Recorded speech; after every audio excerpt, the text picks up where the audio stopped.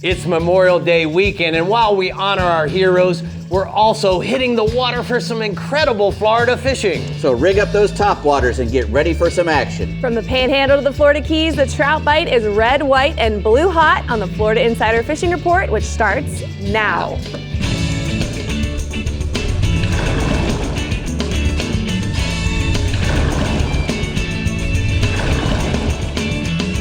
Welcome to the Florida Insider Fishing Report, presented by Yamaha.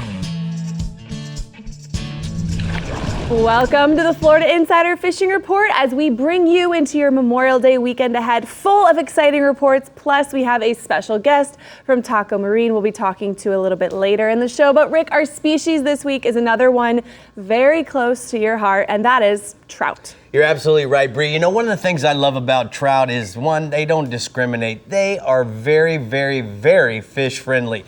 And it doesn't matter whether you're a kid that maybe the first saltwater fish you catch is a trout underneath a popping cork on a shrimp, or maybe you're a senior citizen that just wants to be out on the water. And guess what? They are just so fish friendly, and I can't wait to hear what our captains have to say tonight. Trout is a fish for all. All right, before we see who our first captain is, let's give a hey, hi, and a hello to Dave Farrell at the CCA Workbench. Hey, what? Hey, hi, hello. Hey, All of them. hello. Hey, ho. We got a lot of stuff here to talk about tonight, all about trout. So Rick's going to help me. Okay. All about the trout. I love it. A lot of stuff. He's done stealing money. His workbench gives me a little anxiety. Okay, let's start your holiday weekend off in the Phillips and Jordan Southwest region with Captain Ronnie Houston. Let's talk about trout, Ronnie. Well, I can tell you right now, the people in the Phillips and Jordan Southwest region are really looking for a great red, white, and blue weekend. But I can tell you something. The trout in my region, they can actually be caught throughout the region, and they can be caught all year round. Now, for numbers and quality, I strongly recommend early fall to early spring. And that's simply going to be due to the water temp. Now, one thing you want to really concentrate on is grass and potholes and target those areas. But with the loss of grass in some of the areas over the years, you can also concentrate on points with current, troughs, and edges at low water, and this will group up the fish, as well as looking for areas of fry bait. And most important, if you can't find any of that, find some birds in 1 to 5 foot of water, you're going to find the trout pretty consistently. Now, the baits will include live shrimp, pilchards, and pinfish, although I'll tell you right now, if I was looking for a big trout time of year, pinfish would be the way to go. The simplest way really to catch them, my favorite way to catch them, is going to be the artificial noise-making corks. Are you going to be your best bet with a soft plastic shrimp or paddle tails? And I strongly believe in the Bass Assassin chicken on a chain due to that chartreuse tail. But other than that, you know, top water walk the dog lures will work. Simply fan casting gold and silver spoons. Subsurface is kind of hard to beat that Berkeley stick shad, especially pearl in color, pilchard in color. But I'll tell you what, when you find the trout, you want to be drifting wind to wind. When you find them, the most important thing you want to do, put them power poles down, fan cast the area. Once the bite slows up, move on, beat the process with the power poles. You're going to catch plenty of trout. Have a picture of a trout using a noise-making cork caught in the Southwest region. Nice. What else you got in short? Next species is going to be the snook. Now, Captain Danny Latham reports the fish are really on the move right now and making their way to the passes right now from Fort Myers Beach to Stump Pass, as well as concentrating on outside oyster bars or points with current. Now, down in the southern half of the region, more fish are starting to line up on the beaches. Even though that water's real clear, they could get tough to catch. But your passes and outer Gulf points right now from Estero Bay to Marco Island and down towards the Everglades is really picking up with these fish getting on the outside. Now, Danny's telling me he likes the live pilchards. But, you know, one thing I like about Danny, he's like me. He loves the artificial. The Berkeley paddling power stinger has really been one of his key baits to catch those snook. But, you know, for me, down in this end of the region, simple half-ounce and 3/4-ounce gold spoons. One of my favorites, too, to locate them is going to be the Berkeley Jaywalkers. But I'll tell you my favorite bait to use, especially on a show we just did with Sportsman Adventures back in September. Can't beat those half-ounce war pigs. Those are getting the job done. And I got a nice picture of a snook recently caught while fishing with Danny Latham up at the northern end of the region. Next species is going to be the permit on the offshore side. Now, Captain West and Perry Bedell are telling me the permit bite right now is on fire, and they believe it's due to the warmer weather, while as water warmer temps has made it better. Once you find them and that window opens, they tell me you better have plenty of crabs because they're going to go quick. Now, Rex, artificial reefs, and towers seem to be holding more fish on a weekly basis And you know what? A lot of these spots you can have yourself. There's nothing in particular. If you're looking to catch these permits, a lot of these areas, just simply Google wrecks, reefs, and towers. You'll get all the information and coordinates, put a little bit of time, and now's the time to catch a big permit. And I got a recent picture with On a Mission Fishing out of Naples with the Fidels, catching some nice permits. Last species is going to be the groupers. You know, great catches of quality fish remain good, especially with the weekend we're going to have. The weather's looking good. Captain Davis also tells me there are periods of fishing could be slow. That's all due to the current not moving. But if you can stick with it, alternate the baits that you're using, buy baits, cut baits, bucktails, low pitch jigs. He's liking those 150-gram jigs. They've been working well for him. Depth he's telling me is 75. You can get out to 130, but I'm going to tell you right now, don't waste your time trying to scrape through a lot of fish to get a keeper. Get out into that 100 to 130. When you catch a fish, you're going to be boxing them, so that's what he recommends. And I got a nice picture right now of a recent fish he caught while using a 150-gram jig, working the pattern I mentioned. All right, thank you so much for starting us off tonight, Ronnie. We're going to go ahead and take a look at the Southwest hotspots. Captain Ronnie says inshore, tarpon, beaches, passes, bridge spans from Marco Island to Boca Grande using live crabs, pinfish, herring, and 6 to 9 inch swim baits. And then offshore, mangrove snappers, wrecks, and artificial reefs and ledges, 55 to 75 feet of water, chumming with live pilchards, box chum, and using small cut baits. You know what's so cool is that his hotspots weren't even part of his report. That's how on fire the Phillips and Jordan Southwest region is. Get a little bit of extra. All right, let's head up the coast into the Northwest region where Captain Jeff Hagman has a great long weekend species lineup for you. Hag, tell him what we're catching. Trout can be found throughout my entire region, pretty much the whole coast, turtle grass and eelgrass, which trout love, as well as that transition between the two. Sand holes, shell bottoms, and the two different types of grasses. Trout are ambush predators, so look for those fish in that area. Use the breaks in the turtle grass as structure. Trout can be caught most all year round, but like Ronnie just said, in the spring and the fall is when we get our big push of fish congregated together. But fish can be caught throughout the entire region all year. Live bait, including shrimp, pinfish, small grass grunts, and sardines, either free-lined or under a cork, are the most common. As far as artificial goes, top water baits like that jaywalker, any kind of walk the dog style bait, soft plastics are another great way to catch a quarter-ounce jig head, or a weedless weighted hook works really well.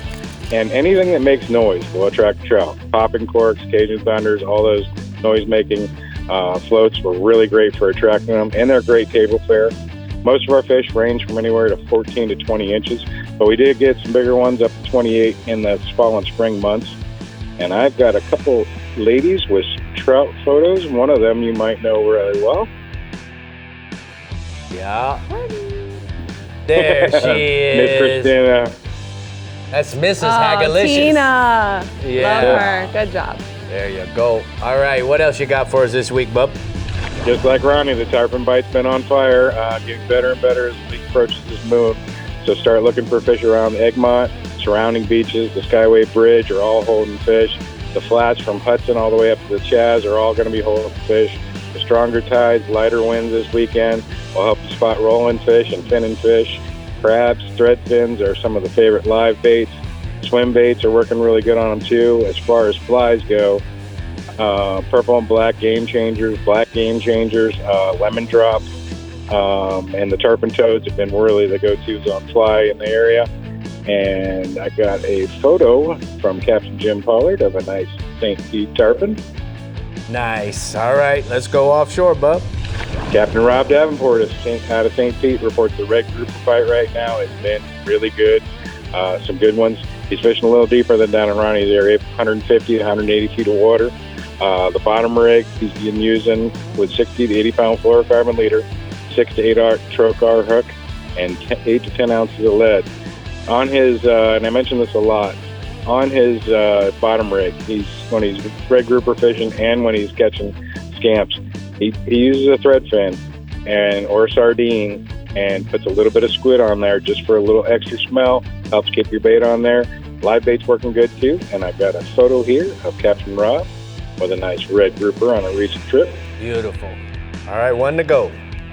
Permit bite's been really good over the artificial reefs and wrecks in anywhere from 25 to 60 feet of water. Look for fish first thing in the morning before the boat traffic gets too bad on those public wrecks. Freeline crab, at least 6 feet of 20 to 40 pound fluorocarbon leader.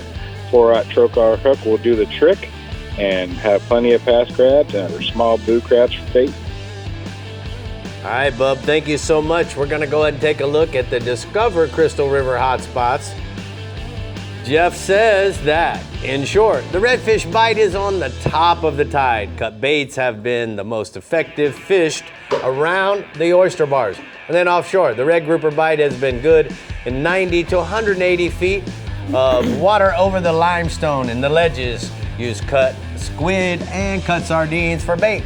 All right, well, stay with us, Patriots. We're going to head on over to the CCA workbench with Dave Farrell, who has some organized mess chaos over here. My ADD's going crazy. Nothing organized about this. Tips for you. How do you know what to do? What's your favorite one to use? What are we going to talk about? Oh, I like topwater plugs. Ooh, I like that one Yeah. too. That's a We're good gonna talk answer. about everything. All right. Okay, Fast, then we're waving fast, our flag fast lips. proud in the Startron Central West region with Captain Jeff Page. We'll be right back.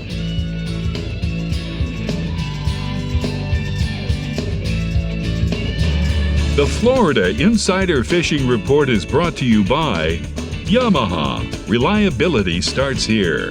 Fenwick. Feel everything. ACR. Less search, more rescue. Scientific Anglers. Failure is not an option. Penn. Let the battle begin. Berkeley Pro Spec Chrome. And Daiquiri Deck. Food, drinks, friends.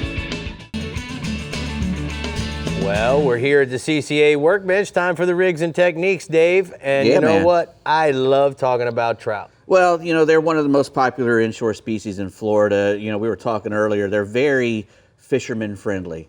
You know, once you find them, they usually cooperate. Yes. You know, sometimes you won't get a bite out of them, but that's the rare thing. And you know, there's a couple rules of thumb. If you're wanting to catch a great big one, Yeah. you want to go early in the morning. The great big trout like to lay up in that really shallow water. I mean, you know, 6-8 inches deep. I mean, they get right up on the shoreline early in the morning to chase those little white baits up and down the shoreline. Right. And if you want to catch a great big trout, that's probably the best time to do it is early in the morning. But they're going to be really skittish up there in that shallow water. That's the bad thing about it. They get up there in that real shallow water, the bigger trout, and if you come in there, you know, making a lot of noise and stuff, they're going to spook off. Right. So you got to be very stealthy when you're chasing those great big trout up in there. So anyway, that's you know. So use light line so you can cast long ways. Long way. So you can use the And you don't want- Berkeley and you don't- X9. And you don't want to use something that's going to make a big splash when it hits the water. Either. Right. You know, the lightest jig head that you can get away with, maybe with a shrimp on it, but more than likely you're going to be, you know, throwing a bass assassin, some sort, one of the shads or the or the. But I mean, this is going to hit nice and soft. That will, because it doesn't have a weight on it at all. Right. And you know, if you're using a spinning reel, you can cast that a long way. You know. And, Right. Get it, you know, get that nice, you know, stealthy hit, and then you know, just you want the fish to come to it. Right. That's another thing. You want to cast. You want to figure out which way those fish are facing, and then you want to cast it a good ways out in front of them, at least 6 feet. Right. And let them come to it. Right. You know, especially those big ones when they're up there. So during the heat of the day, you know, the trout will come down off the flats and they'll get into the deeper parts. You know, the little guts right alongside the Big grass, potholes. or they'll get into the potholes inside the grass.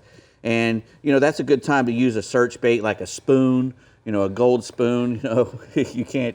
You know, Ron Houston was saying you can't hardly beat a gold spoon. Right. Everything eats it, and the trout really love it as well. I like to put a big swivel on mine to keep everything from spinning up. Right. You know?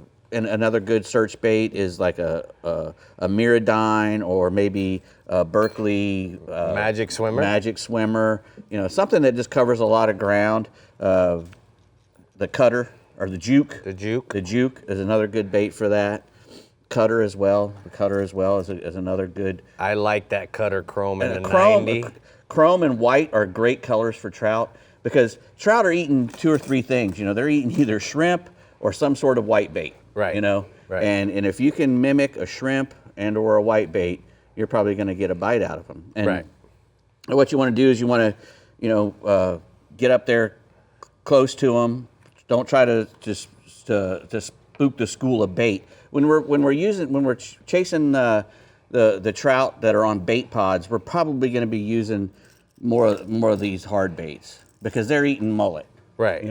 And the jig head pretty much the jig head in the bait is pretty much a shrimp imitator, and these are pretty much the bait imitators. Right. So we're going to throw big jaywalkers and the Chapo, stuff like that, and that's a good early morning bite too. Right. And if it's too flat calm, that's when you want to throw that.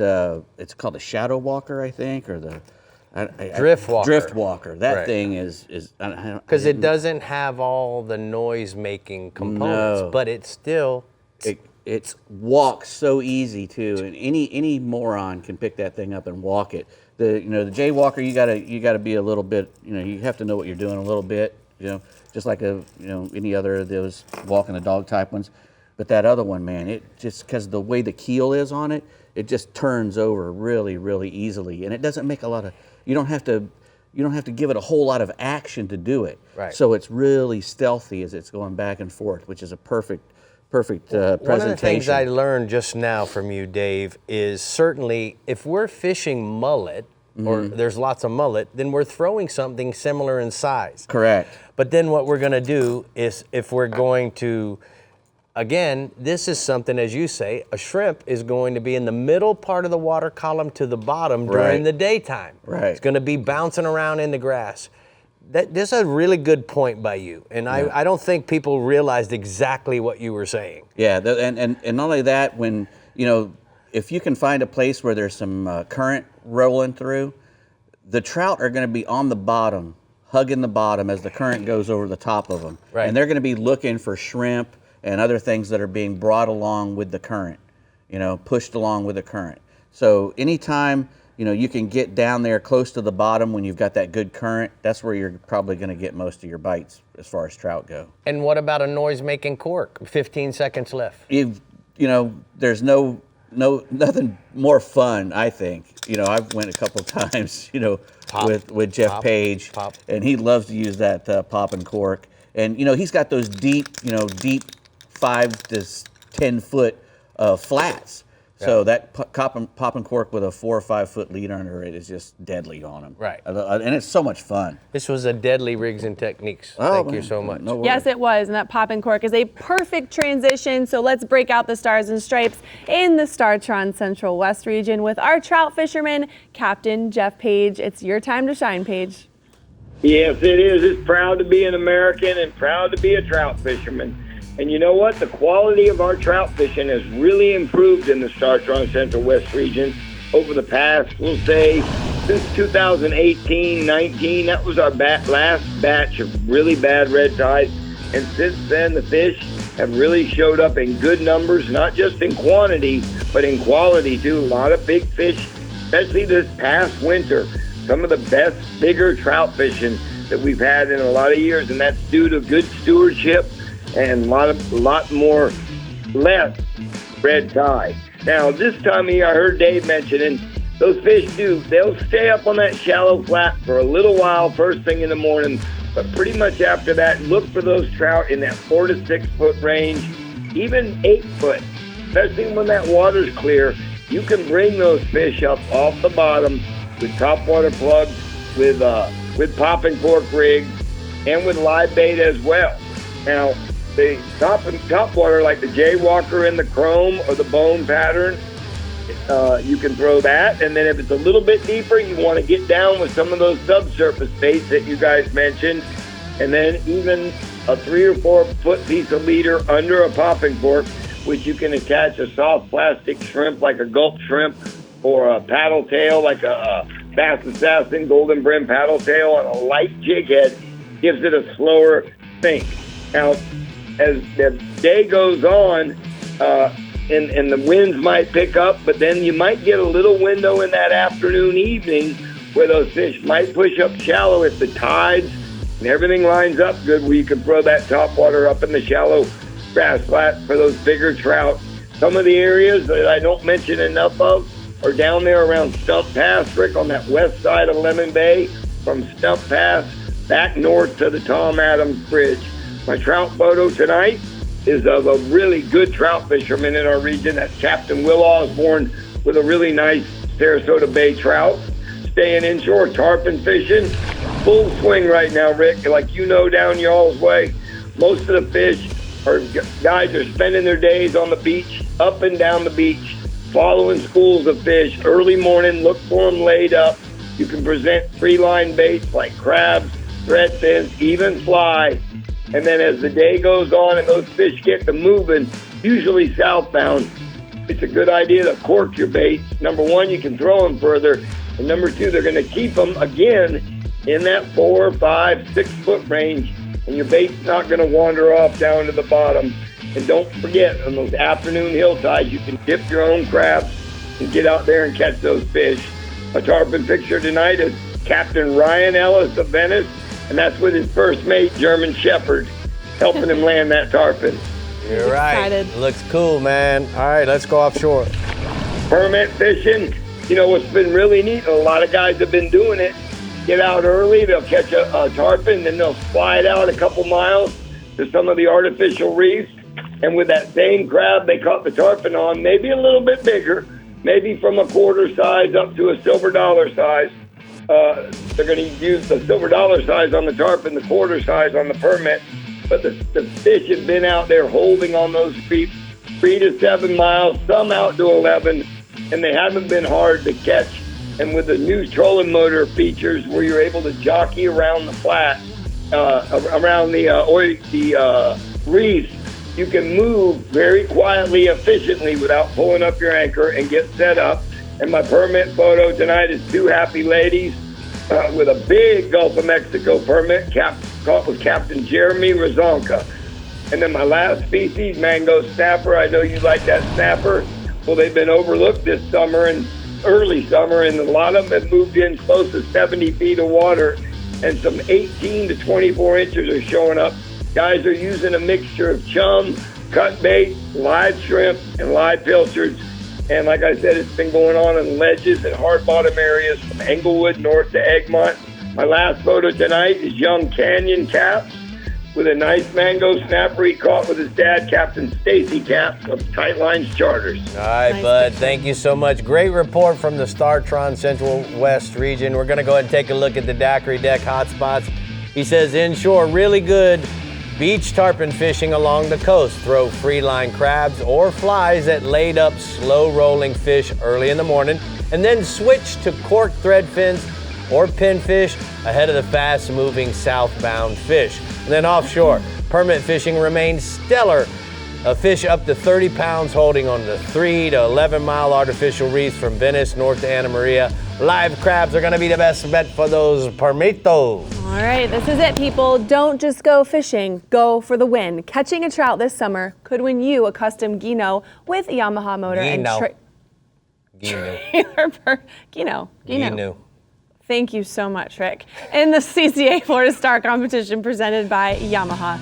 Tomato. Yes. There are so many ways to win in the 9 different divisions: inshore, offshore, tagged redfish, tagged dolphin, a redfish with lots of spots, kayak, youth, and trash. The competition starts this Saturday, and any fish you catch could win you a share of $500,000 in prizes or a new boat, but you have to have your identifier, be a CCA member, and be registered for the competition before you hook and land your catch. Make sure that if you are fishing inshore or offshore, you are registered for the competition at ccaflstar.com. In 11 Finally years, here. I never got a chance to correct you, so I just took it. Just go ahead, do it again.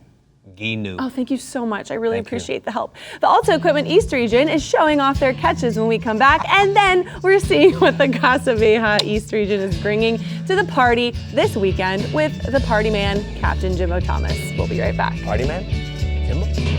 The Florida Insider Fishing Report is brought to you by Power Pole, Total Boat Control, Berkeley, Your Fish, Our Science, Bajío, Blue Light Blocking, Radically Clear Polarized Fishing Sunglasses, Guy Harvey, every purchase helps support the health of our oceans and marine life. Penn, let the battle begin. Kubota, together we do more. And Heroes on the Water, paddle, fish, heal. Welcome back, everyone. You're in for quite the trouty treat in the Alto Equipment East region in the next month or so. So let's have Captain Mike Holliday tell us why. Hello, Mike. Hey, Bree. Wait, it's Alta, not Alta. Alta. Oh, my Lord. Tomato, tomato, potato, potato. Yeah. So it's a peak of the sea trout spawn. There's no better time to catch a big sea trout than late May or early June. The fish are focused on sand perch and mullet in the grassy areas of the Indian River, in places like Walton Road, Bear Point, the Northbridge Flats, the Mooring Flats, and along that shoreline by Harbor Branch, both north and south of it. At the same time, all the new grass growth in the river is holding a lot of small school trout, and that dense grass has a school trout. The areas that have patchy sand holes in it, that's where the big trout will be. These fish are most active during the coolest times of the day, so dawn, dusk, and after dark are the times you're going to get the largest sea trout. You can throw anything from a pilchard colored saltwater assassin shad to a topwater plug. You can also use a live sand perch or pilchard under a saltwater assassin quick cork. Average sea trout right now is going to be 1 to 3 pounds, but we're catching fish to 10 pounds in my region. Captain Eric Davis sent me this nice shot of a sea trout that they caught. They caught that fish on a live shrimp. Boy, they sure did. At the same time, there's only about a week and a half left open in the snook season. The fish are chewing really well on the seawalls of the St. Lucie River and in the intercoastal waterway from Hope Sound down to Jupiter. There's also been plenty of fish around all the inlets and the beaches around the inlets, like 100 yards north or south of the inlet. If you're looking for big fish, Taylor Creek up in Fort Pierce has some giants right now. Those fish are feeding on live mullet or swimming plugs. You want to start your day throwing topwater plugs or a black shad colored saltwater assassin. That big 6-inch shad, rip that around the shorelines, around the seawalls. You're going to get a big fish on that. As the day heats up, go to live mullet on the walls or pilchards or thread fins around the docks. And then around the inlets, man, a copper juice or Houdini colored sea shad is money on those fish. The Houdini for the darker colored water. Average snook 6 to 15 pounds. I got a photo from Josh Clare. He got that nice snook off the Stewart Causeway. He said he caught that fish on a topwater plug. Nice. All right, let's go offshore, Bubba. Yeah, the kingfish action is spread out all over the region, from the Vero Cove all the way down to Mar-a-Lago. The fish are on the beach chasing the bait schools. They're out on the reefs like the offshore bar. They're on the sand pile off Stewart, the Loran Ledge off Hope Sound, the Jupiter Ledge. Really anywhere from 15 to 130 feet of water. Just find the bait and you'll find the fish. That's the key. You can find the sardines. The kings are around those sardine schools. Around the bait schools, you just catch a bait, rig it on a wire stinger rig or a triple hook monofilament rig, and just throw it off the back of the boat. It won't go 10 yards. And you can also flow troll baits around the schools, making a lot of turns.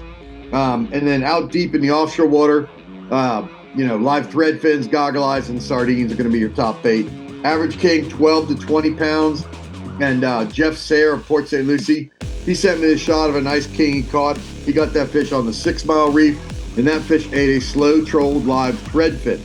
The other bite we got going, the tuna bite's been going all day, but the best action by far has been at dawn and dusk and on the overcast days. We have a cold water upwelling going right now, really from Palm Beach all the way up through southern Martin County, and that's pushing the fish out into the deeper water, like the 300 to 400 feet of water, areas off the Breakers, Push Button Hill, the Rankin, and up in St. Lucie County around the Mullifin Wreck. The blackfin tuna are super boat shy, so you want to get your baits as far away from the boat as possible, and you control small feathers in red, silver, or black, or slow troll live baits like a pilchard or a sardine. The best action is coming for the boats that are drifting and live chumming, or putting up a kite with live pilchards, threadfin, or goggle eyes out on a 30-pound fluorocarbon leader and 6/0 circle hook. Average tuna 10 to 25 pounds, but I've seen him up to 35 pounds. I have a photo from Thomas and Laura Talley. They caught a blackfin tuna and a grouper. They were on the 8 Mile Reef off Jensen Beach using live sardines for bait. Nice. Blackfin and a black grouper. Ooh. Awesome. Nice, huh? Way to go, guys. All right, Mike, let's get some bass report. What do you got, Bubby? Yeah, the water levels are really low on Headwaters Lake. That's got the fish concentrated in little stretches of water. They're not everywhere. They're not everywhere that's deep. They're on just select stretches. I was talking to Captain Nathan Schoen of OkeechobeeBassFishing.com. He was saying, once you find fish, stay there. You want to work that area hard because there'll be a lot more fish around that area. And the artificial bite is the way to go right now. Throwing small prop baits or frogs early, then moving to a wacky rig, 5-inch KO Assassin in the blue black flake or June bug colored, or a Texas rigged RSB worm in those same colors. That June bug is going to really do well right now. The water's been dirty, so don't be afraid to throw a bait with a little chartreuse on them to help the fish see the bait.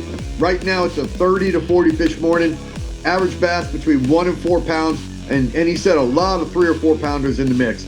So, Headwaters is fishing small, but it's producing big right now.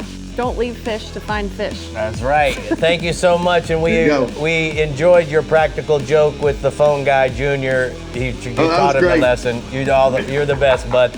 All right, man. We'll see you soon. It's called Terra Training. That's it. I love it. It's called All right. musing. It's time for the TAH Marine hotspots from the East region. He says inshore, tarpon and snook in the Fort Pierce Inlet at night, live sand perch, pilchards, pinfish, or flare hog jigs. Swimming plugs on those windy nights is gonna work as well. And then offshore, kingfish around the bait schools on the beach off of the Black Condo in St. Lucie County. Use live thread fins or sardines on a number 4 stinger rig is gonna catch those kingfish. All right, Rick, well, we're talking about something a little new. Some of our captains have mentioned it, but Mosquito Lagoon is not what it once was. While it's still beautiful, wild, and holds fish, it is no longer the redfish capital of the world as claimed in years past. The lagoon needs help, so join us for the inaugural Lagoon Again, a one-day fishing tournament benefiting Mosquito Lagoon. For $150 a team, all proceeds will be donated to the Marine Discovery Center in Mosquito Lagoon for habitat restoration projects and education programs. Scan that QR code for more info and to get registered. How cool. I like Lagoon Again, you wouldn't have been able to read that. No. Nope. Lagoon Again. You did it. All right, Captain Jimbo Thomas in the Casa Vieja Lodge Southeast region has some great trout catching tips for us, plus bonus offshore species to add to your weekend BBQ. Talk to us, Jimbo. Hey, Bree, Rick, and Dave. Well, the sea trout fishing in the southeast region is decent at both the north and south ends.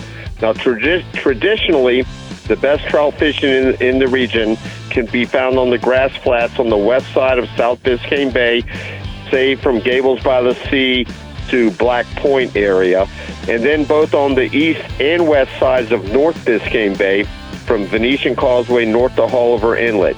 Then if you're fishing in the north end of the region, look for trout on the east side of Lake Worth Lagoon and the ICW from Southern Boulevard Bridge south to Hypoluxo Island. You want to look for areas with good moving water that have heavy grass and potholes, anywhere from 3 to 8 feet of water, and also for any signs of bait fish activity. Both live and artificial baits work well on sea trout. Small light pilchards, herrings, or pinfish fished under a popping cork are favorites.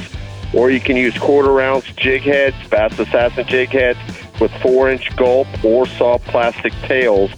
Also, surface and shallow running twitch baits are trout killers.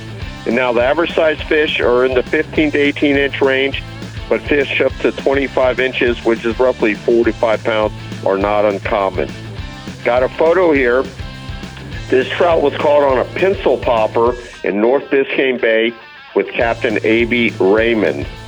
Now, staying inshore, with the calm weather that we've had, the flats at the south end of the region, they've been seeing some great permit fishing.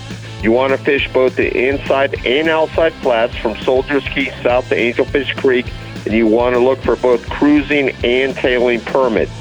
Hard bottom flats with good moving water on both the incoming and outgoing tide, or where these fish are going to be. And small live crab placed in their path, that'll usually get a bite. Or you could try placing a crab pattern fly in front of them. Now you want to wait for the sun to come up to get good prime visibility, or if you got an overcast day, try working over light colored bottom. Now the fish have been decent size, 10 to 25 pound range. Now moving offshore, we're starting to find dolphin on a regular basis.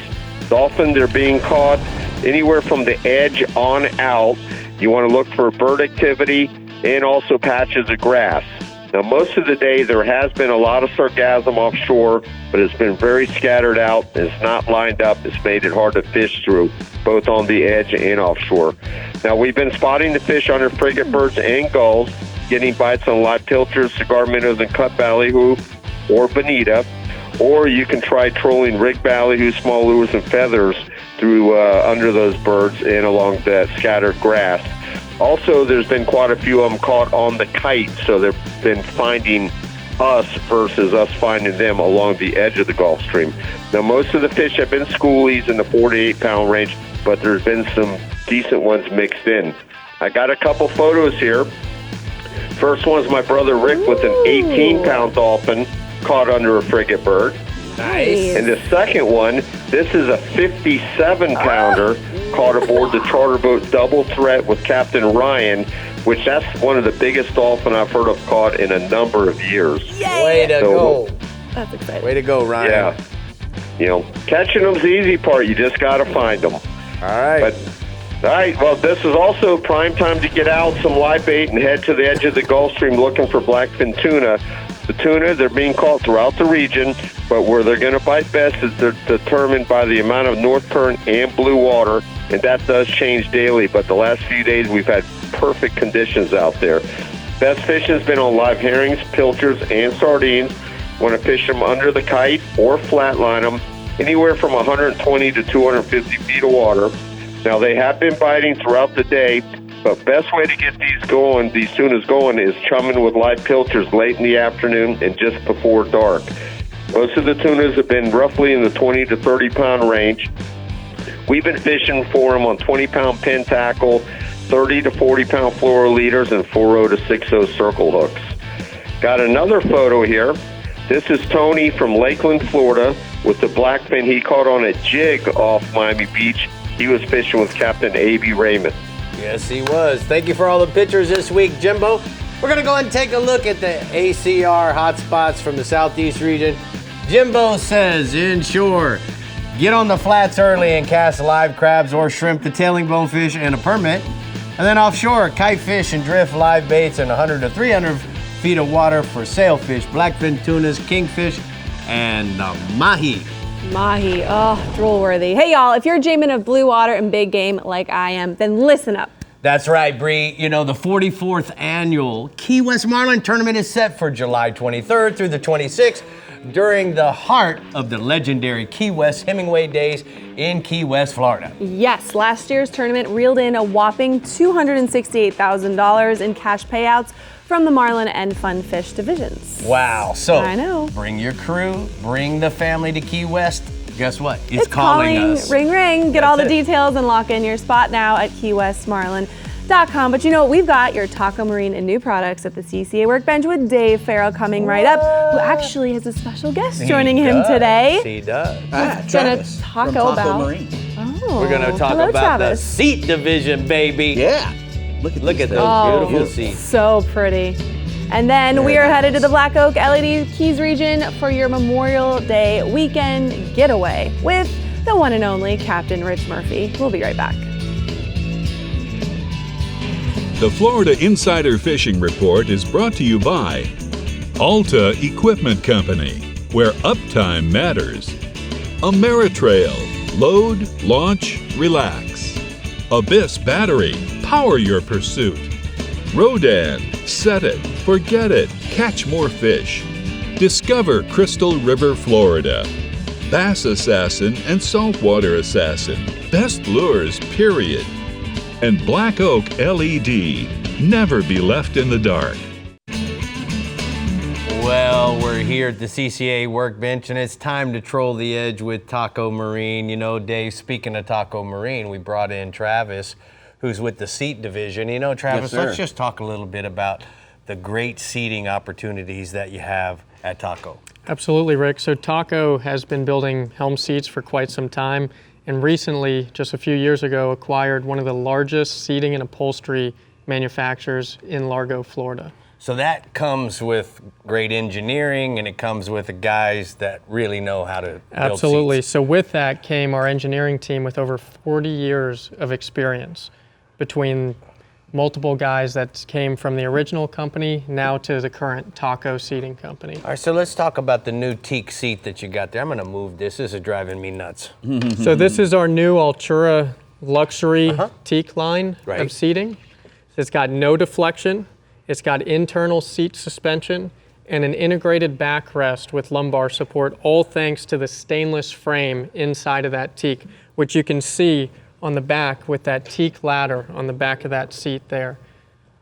So when you're talking about stainless frame, is that pretty much throughout all of the Taco seats? The majority of our helm seats have stainless frames inside of them, stainless armrests, stainless rollback hinges. They are built to withstand whatever you can put them through. So Travis, I got a question for you. You know, you got a variety of different seats here. These two seats over here, there'd be more like something that you'd put in a bay boat or maybe some of those Texas boats or even a high-end skiff. Absolutely. Those bucket seats, that's our Anclote bucket seat over there, can go in a skiff, it can go in a bay boat.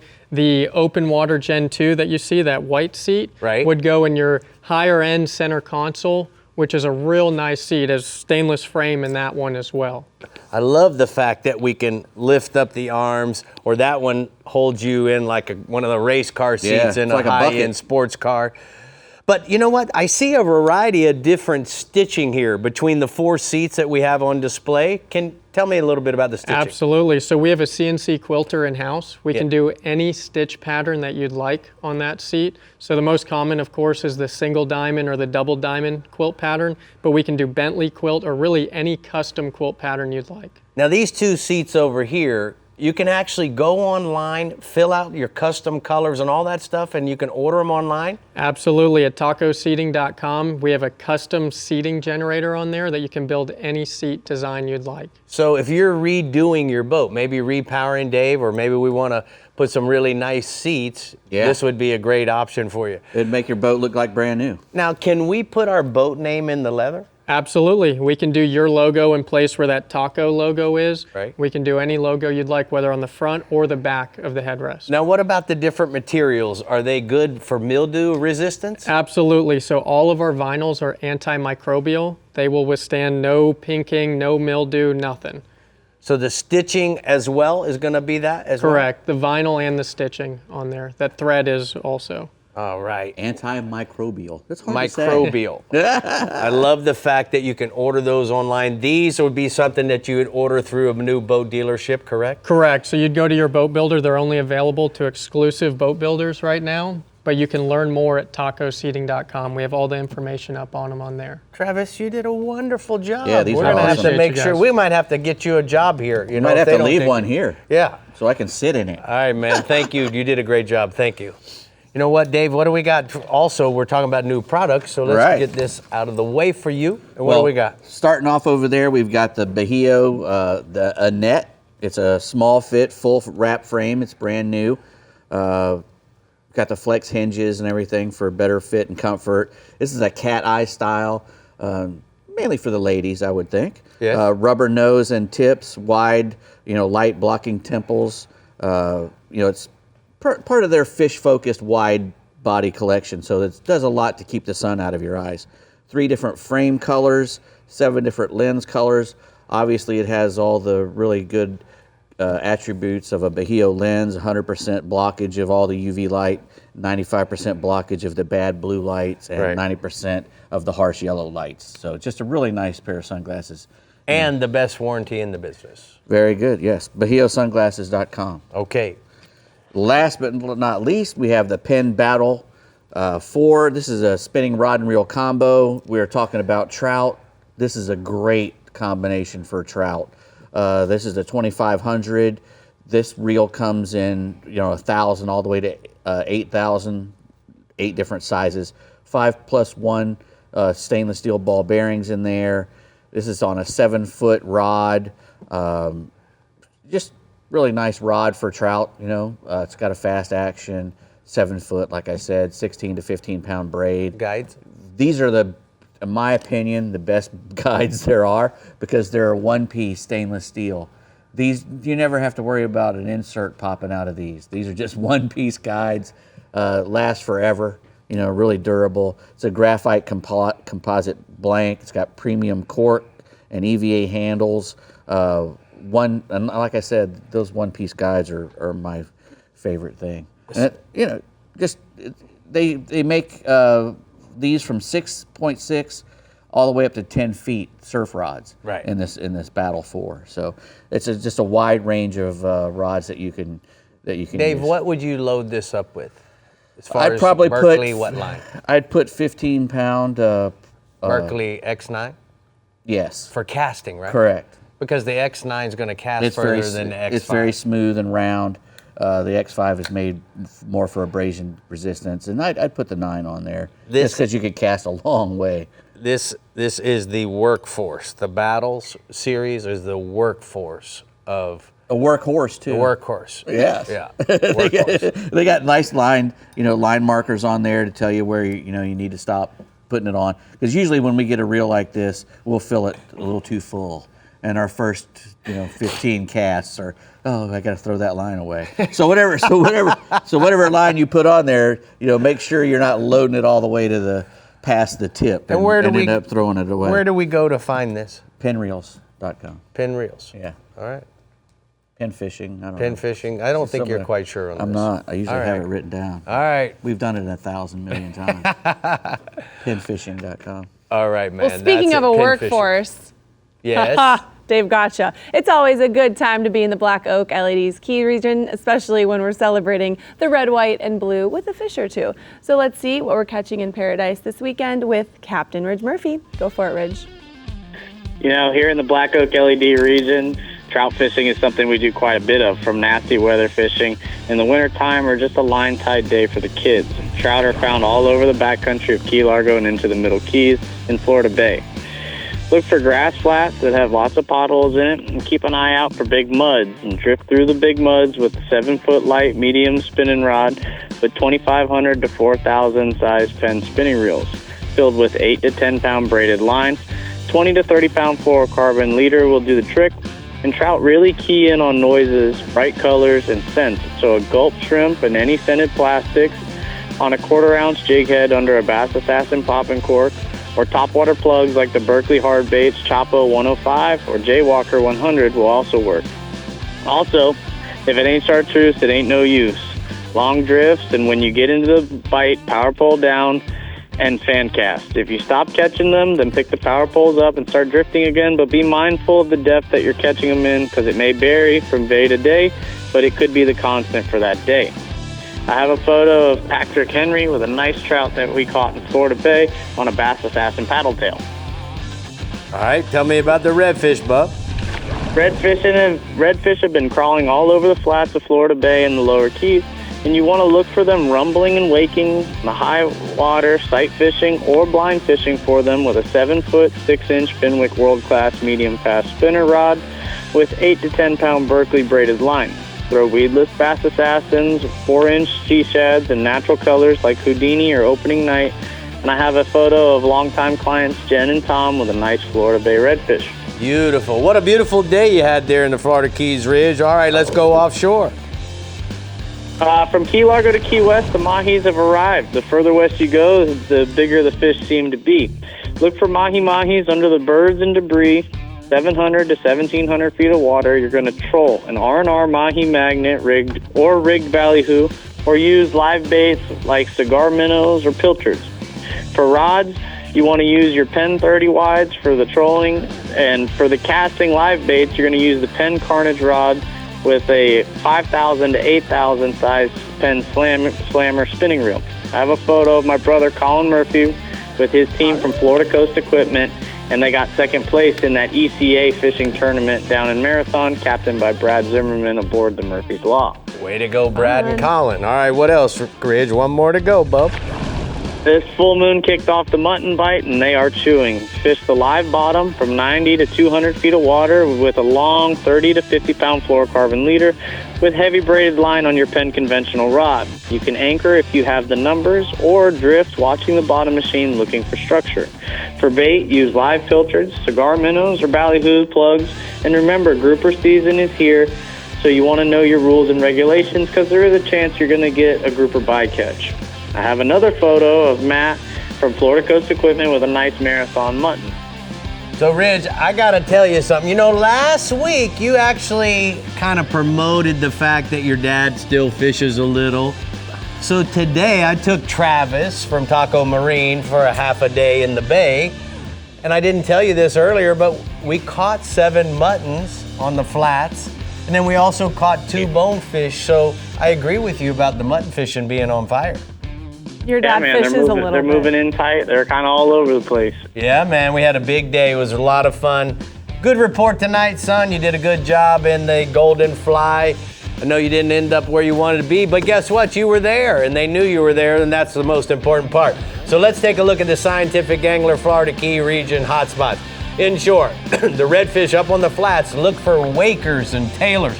Throw bass assassin soft plastics rigged on an eagle claw weedless hook. And then if you want to go offshore, the mahis have shown up in full force. 700 to 1,700 feet of water. Look for the birds and the debris, throwing live baits on your pin spinning rod there, Bree. So you took. What you doing? I'm What just. you doing? What you doing? Oh, I'm just, shutting my Okay. watch off. So you took Travis to the bonefish spot from Sportsman Adventures, possibly? Yes. Oh. We were in that neck of the woods. That neck of the woods. But the tide wasn't quite right to fish the Bree spot. Right. So we took him to the Travis spot. The Travis spot. Yeah. And caught a bunch of mutton. How about that? I love it. All right, well, let's dive on in and see what tournaments are going on in the Florida Keys. First, teams compete in Key Largo's Skipper's Dolphin Tournament, May 30th through June 1st, for over $60,000 in cash prizes, including $25,000 for the team with the highest combined weight of 3 mahi-mahi. Then anglers contend for cash prizes and awards, including $10,000 for the first place boat June 6th through the 8th at the 32nd Annual Lower Key Chamber of Commerce Dolphin Tournament. Next is the 39th Annual Father's Day Dolphin Derby, taking place June 13th for registration and fishing on June 14th in the marathon, with cash prizes awarded to the top 4 adults based on largest dolphin by weight and rod, and reel combos to the top 3 junior anglers. And last, the University of Miami Sports Hall of Fame Celebrity Fishing Tournament, set for June 19th through the 22nd in Isla Morada, with notable sport personalities in attendance. Cash prizes are on tap for the top 3 teams catching the highest combined weight of 3 mahi-mahi. For more information on Keys tournaments, go to flakeys.com. But coming up, we're saluting our Northeast and Panhandle region captains, so stay hooked. And remember, if you're hooked on fishing in Florida, then don't miss a thing. Swing by our website, smash that like button on Facebook, re-listen on X and Instagram, and cast on over to our YouTube channel, Captain Rick Murphy, for fresh fishing adventures, reports, and more. We'll be right back. The Florida Insider Fishing Report is brought to you by Startron. Start, run, and store with Startron. Berkeley, your fish, our science. CCA Florida, conserving Florida's fisheries since 1985. Frontrunner Boatworks, performance-built offshore fishing boats made in the USA. The Florida Keys and Key West, come as you are. Murphy's Law Sport Fishing. Book your trip today at murphyslawsportfishing.com. And Strike Zone Fishing. All right, well, if there's anyone who likes a good trout ski bite, it's our Northeast region captain, Tommy Derringer. So, Tommy, let's get to it. You sound like we got some cheese going. That's right, Bree. I love some trout skis. And I love that we picked this week to talk about them, because this is really one of my favorite times of year, right in the middle of my favorite times of year to target those trout, especially the big ones here in the Northeast region. On my boat, we typically catch some of our biggest trout from April through the end of May or so. And there's so many ways to catch trout in the region. You can use a top water, use soft plastic lures, you can toss a fly if you're real sporty. And of course, the good old go-to using a live shrimp under a cork works fantastic. Just one of the great things about trout is that they're a fish that everybody from all ages and all skill levels can really enjoy catching. Now, as I would expect from this time of year, I got some great trout reports this week from throughout the region. My buddy Eddie Cabler told me he's catching some nice trout up there in the St. Johns River near the Dames Point Bridge. He's fishing early in the morning on that first part of the outgoing tide. He's going to target rocks, docks, rip wrap, any kind of structure really, and any kind of eddy that he can find in that strong moving water. We have that new moon coming up. Tossing a topwater plug early in the morning, and then a subsurface plug or a plastic paddle tail once that sun gets a little bit higher in the sky. Now, we've also been on a few big trout in the St. Augustine area, in the creeks, and along the ICW from Volano on up to Palm Valley, again on that early morning outgoing tide that we have this weekend. And we've been catching those trout, a lot of nice ones with the Berkeley Jaywalker 100 topwater plug. Finding the concentrations of mullet, that has been key for the last couple of weeks. And if that topwater isn't getting many looks, although it has been pretty good, I'll have my clients free line or float a live shrimp. Just rig that on a 2-aught Eagle Claw circle hook and a couple feet of leader. Just let that shrimp drift with the tide or let it drift through the bait schools. And of course, a saltwater assassin paddle tail, that's one of my all-time favorite trout, and redfish for that matter, favorites. And that can be great for the schooled up trout that we have right now that are hanging out at the creek mouths and the drop-offs right along the ICW. And I've got a picture here. This is the man, the myth, the legend. He really is becoming a legend around here. Eddie Kabler with a stud gator trout that he caught in the St. Johns River on a subsurface hard plug. Nice. Now, staying inshore, guys, like I just was talking about, it's all about the bait right now. There's a ton of bait around. Tide's getting super low, and that bait is everywhere. If you find the mullet and the shrimp, you're going to find the redfish. Again, the Berkeley Jaywalker topwater, it's been working great for the redfish this week. It's a perfect tide to get up on the flats at first light and toss that topwater right along the grass line. Make sure it's right on that grass line. The redfish are going to be patrolling that, looking for something to eat. Now, we've also been doing the good old bait and switch, which I know Rick knows about this one. It's an old redfish tour trick. Have one angler toss a topwater, the other angler is going to toss a soft plastic paddle tail or a gulp. And in case the red misses that topwater plug, you toss the plastic right in there behind the topwater and get that redfish to bite. Now, we've also been catching quite a few on the Berkeley stick shad, which is such a killer lure, man. I love that thing. It gets just under the surface, just enough to trick those kind of picky redfish that aren't totally smashing the topwater. Now, we've also been doing well with crab and live or cut mullet. Same thing right along the grass on the higher tide, and then back along the oyster bars when it goes out. The water's getting warm, it's getting murky, so using something stinky can be a good bet so those redfish can find your bait. And I've got another picture here. This is my man Brad, along with Mitchell's big old redfish that he caught with me this past week. That fish ate that gulp nemesis prawn, had that rigged on a 1/4-ounce saltwater assassin jig head, and they have been smashing that thing this whole year. Now, moving offshore, guys, the kingfish bite is just getting started as we kind of head into summer.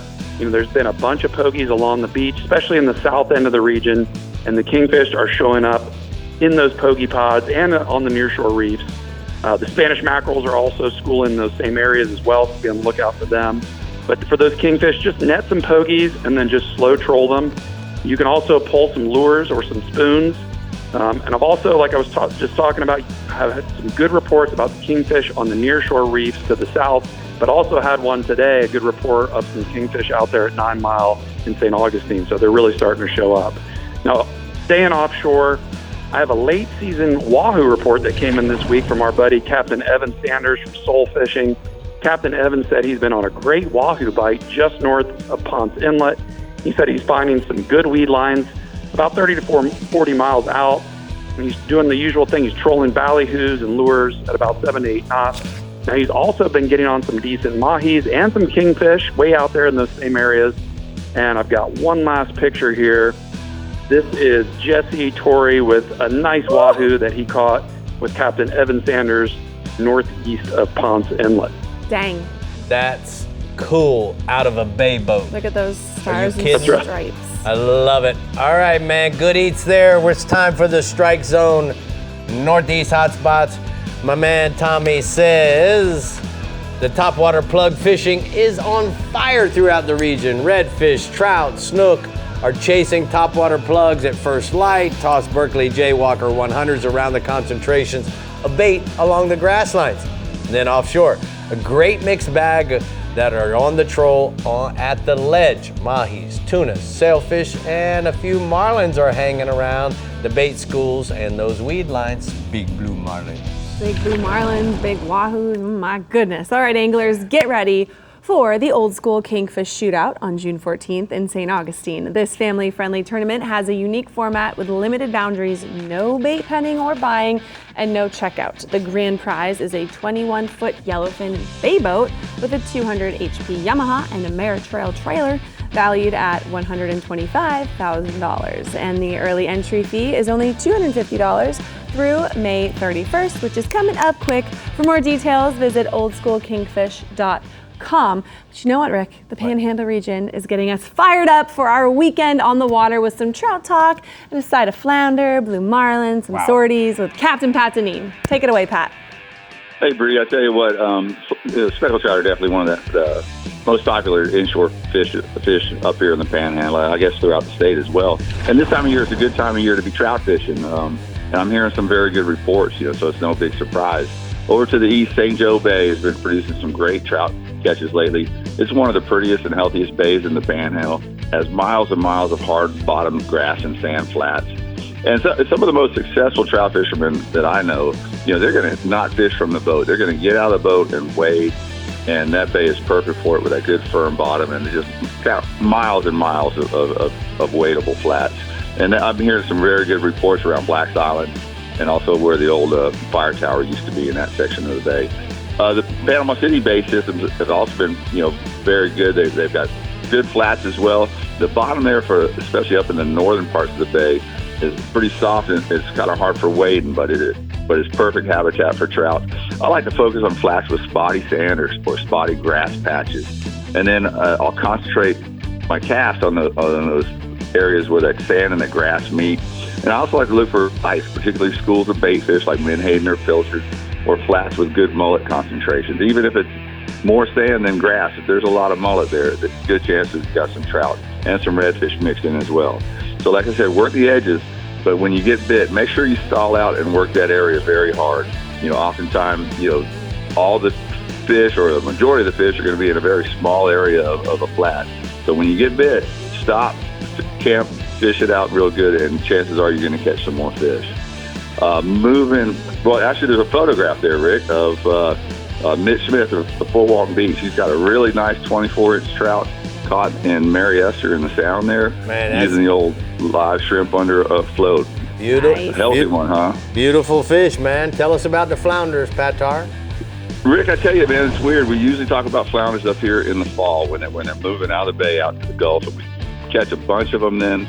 But apparently right now there's a bunch of flounders being caught, particularly over in the Panama City Bay system. I spoke with Captain Justin Leake this week, and he says their bay's been infiltrated with a whole bunch of baby herrings, the little 3 to 4 inch herrings, and they're all up on these flats, and they're looking like pilchards, but they're little herrings. You find those grass flats with abundance of bait on it. They've been fishing the deep side of the flat, where that grass rolls down in a little bit deeper water with a sandy bottom, and they're using those herrings on a Carolina rig with maybe a 12-inch leader, and they're working that edge on that deep side. They're catching several, if not 5 or 6 flounders a day. So they're doing really well. If you don't have the bait, go with a grub, like a little white with a red tail or chartreuse with a fire tail, and slowly bounce that grub along the bottom in the same areas that you'd be casting those Carolina rigs. They've been catching them up to about 2.5 pounds. So that's been pretty darn good. Moving offshore, man, it's been pretty cool. There's been incredible fishing around the FAS for the last week. So Miss Virginia, a sport fish team based out of Destin, they released 4 blues and a white the day after the full moon, and the fishing for blue marlin has remained good since. The water on the east side of the canyon is a pretty blue, and it's a green kind of in the DeSoto Canyon to the west towards the steps, and then it gets real blue again out towards the rigs. But on the east side, there's lots of grass, some current, some edges, some color changes, and all the fads are loaded up with small little football tunas. You go there, the guys having the most success are catching these little football tunas for bait, camping out on the fad, and then waiting for the bite. But if live baiting isn't your style, troll a mix of lures and ballyhoos, and really it's no telling what size blue marlin you're going to encounter out there. So be sure to be ready for the bite of your life, perhaps. Staying way offshore, the swordfish fishing has been real good. The weather has been exceptional, calm and no seas, no wind. So it's a really good time to be offshore, either spending the night or daytime fishing. And this past weekend, the swordfish tournament based out of Destin had a really good turnout, and a lot of fish were caught both day and night. But the daytime guys are getting the numbers. And the dirty water in the daytime doesn't matter. You're fishing down deep. But if you're spending the night out there, look for that bluer water, that cleaner water. Like I said, the east side of the canyon and the spur has been where that's been at. Strip baits, squids, northern Spanish mackerel, or even a dolphin belly strip makes excellent swordfish baits. The swordfish are running 100 to 150 pounds, and it looks like it's going to be pretty for the next throughout the weekend. So get on out there if you got the opportunity.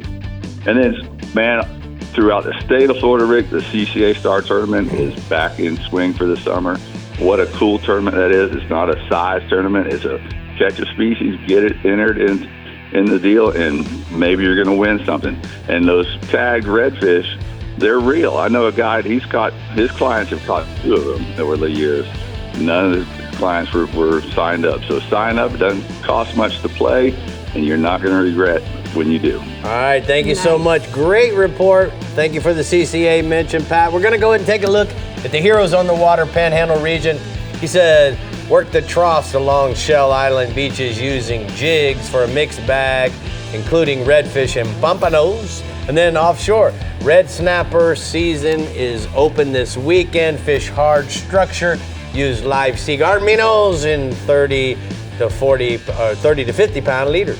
All right, well, speaking of Heroes on the Water, this Memorial Day, take a moment to honor the heroes that never made it home. Please. Donate to Heroes on the Water in memory of those who gave everything for our freedom. Your gift helps us serve veterans, active duty military, and first responders, offering peace, healing, and connections through kayak fishing events. Give in their memory and visit heroesonthewater.org/donate to make your donation today. All right, whether you're on the road or in the boat, make sure you show your support for Florida's fisheries with a Conserve Florida's Fisheries license plate. Funds from the sale of the redfish tag directly support protecting and enhancing marine resources, habitat restoration, water quality, and coastal environmental education. Remember, your $25 redfish tag helps ensure our marine resources will be here for future generations. So make sure you get yours now at your local DMV or redfishtag.com. But we're checking out our Central East Region report, brought to you courtesy of the Red, White, and Blue, and Captain Jim Ross, of course. So stay with us, and we'll be right back. But before we go, we want you to head to our website and check out our live studio audience dates coming up this season. Our next one is the Kids Show on June 18th, which is always super fun. So go get signed up and come hang with us on set for filming, fishing, fun, and giveaways. We'll see you soon. We'll be right back. The Florida Insider Fishing Report is brought to you by Yamaha. Reliability starts here. Casa Vieja Lodge, 5-star angling in beautiful Guatemala. Fenwick, feel everything. Phillips and Jordan, building critical infrastructure that matters. Castaway Coffee, one taste and you'll be hooked. Sportsman's Adventures with Captain Rick Murphy, fishing for adventure. Berkeley Pro Spec Chrome. And Taco Marine, master the catch.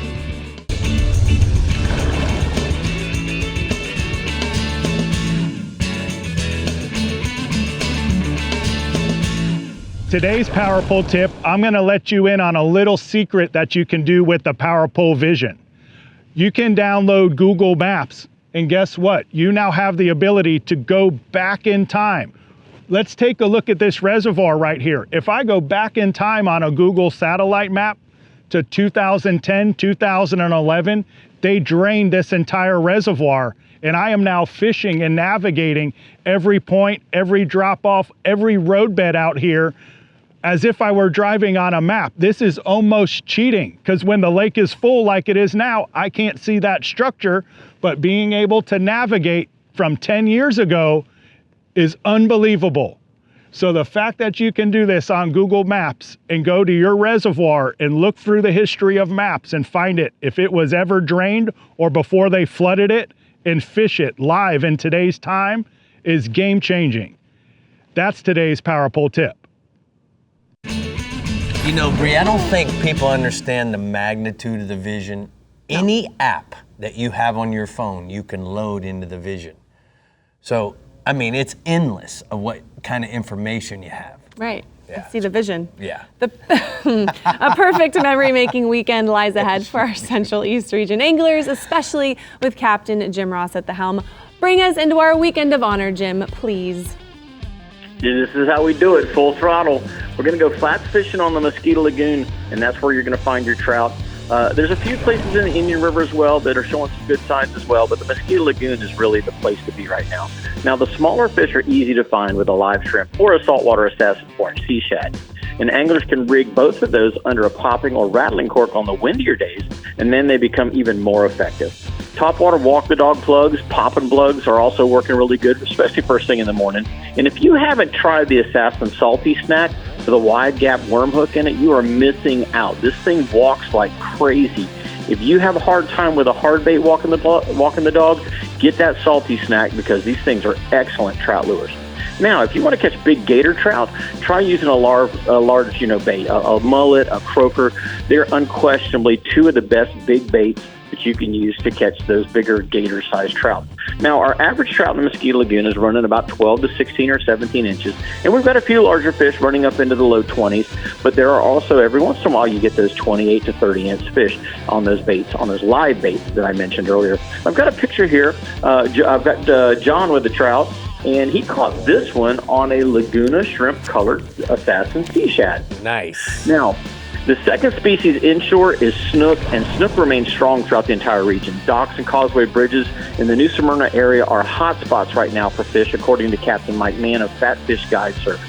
Mike's anglers have been landing 18 to 30-inch snook on most of his outings, and in the south portion of my region, the mangrove islands around the Vero Beach area are holding excellent numbers of snook as well. You want to use live baits in the daytime or small soft plastic jerk baits or small shrimp imitations, and you want to get them under these structures and under those trees. And I've got a photo here with Captain Mike sent me of one of his anglers with a nice snook. Nice. Let's go offshore, bub. My lane snapper, Captain Mike Kipp of Fireline Fishing Charters, reports it's a great time to be going lane snapper fishing because Ponce Inlet is lighting up. You want to get out there and target those fish in about 120 feet of water or less, and cut baits work just fine. So you don't have to be, they're not real picky. You don't have to be, getting live baits and taking all that time. Get you a box of sardines and go. The average lane snapper's running 3 pounds. Some are even bigger. Look at the size of this nice, pretty lane that he sent me the other day. That came off of one of those ledges out there. Nice. And then the king mackerel, Central East region, king mackerel, we catch a lot of them. That's one of the target species for the charter captains. 60 to 90-foot reefs are where you want to go. Frozen bait fish flow trolled on a wire stinger rig, it's an easy way to catch them. But most anglers are getting their limits whenever they're going out there. Now, the cool thing about kingfish in my region is you don't have to go offshore right now. We have a mullet run coming up the beach, like our spring, late or early summer run, and you can catch them off of the piers. I was talking with Jeff Craddock the other day. He got a nice smoker king off of the Jetty Park Fishing Pier, and he rigged up a live mullet, and I've got a picture of that kingfish here. It was 30 pounds or 31 pounds. He caught this thing from the pier on a pin rig that he deployed from the end of the pier, and that is an incredible catch for a land-based angler. So Jimmy, I got a question. So realistically, you got kingfish on the beach. You should have some mullet migrating, as you said, but what about the tarpon? Are they mixed in with those kingfish? Well, Rick, I've been in the Keys for the last 3 weeks chasing fish down here, so I can't tell you that. But in next week's report, I'm hopefully going to start getting some reports about the tarpon. And the following week, you will definitely get reports because I will be back home and I will be chasing them. All right, so you've been in the Keys. He's in my hood, and I don't even know he's checking the oil. Oh, wow. Come on, man. Hey, by the way, we got 6 permits today and jumped 4 tarpon. So boy, way to become a Keys guide. Talk to you later. Thank you so much. We're going to go ahead and take a look at the Rodan Marine System hotspots.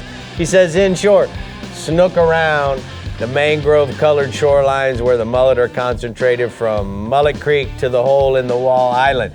Use live mullet or lures that imitate them, and then offshore mangrove and lane snappers on a structure 70 to 130 feet, using live finger mullets, pinfish, or cut bait on a standard bottom rig. Well, from the sound of it, Rick, we are all in for a great Memorial Day weekend of catching, but make sure you stay with us to find out what the fishing future holds next week. Jim caught one of them today. He just mentioned one on the Florida Insider Fishing Report. I gave a little tip. We'll be right back. There it is. Come on, man. All right, next week we are talking, well, we already talked about tarpon, so we're talking permit. Make sure you tune in. It's going to be a good show. Before we send you all off into the weekend, we want to seize the social with you. So here's what we found from the Gulf to the Atlantic. Let's take a look.